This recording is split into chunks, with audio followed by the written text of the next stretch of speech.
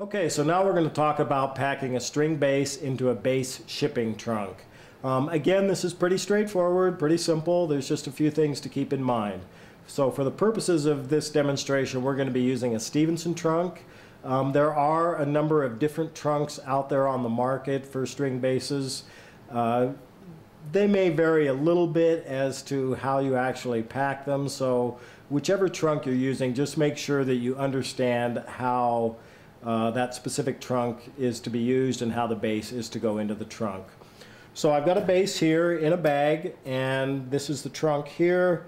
It just goes into the trunk and then it's strapped in, which is pretty simple.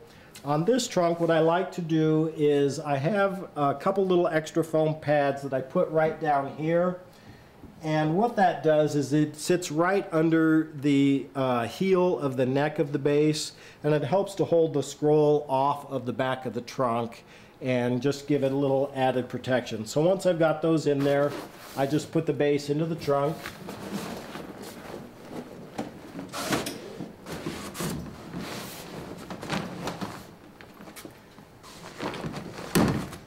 So the other thing you want to make sure at this point is that the bass is all the way at the bottom of the trunk before you secure the straps.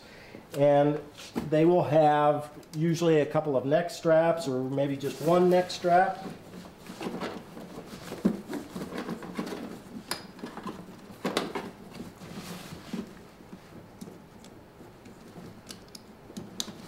And then just pull the strap snug.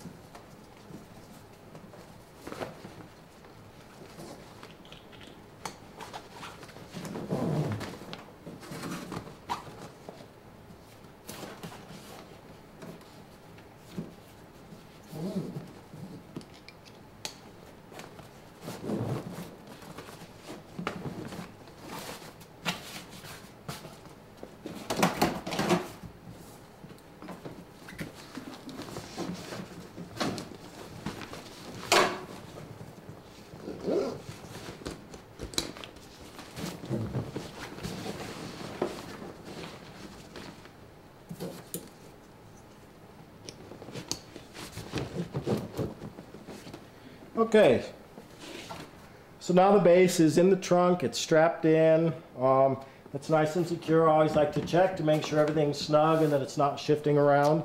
So then when you close the lid, you just want to make sure that there's no straps or either from the bag or from the bass trunk itself hanging out of the case that could conceivably catch on something. So then it's just a matter of closing the trunk and latching it with whatever the appropriate latches are on your given trunk.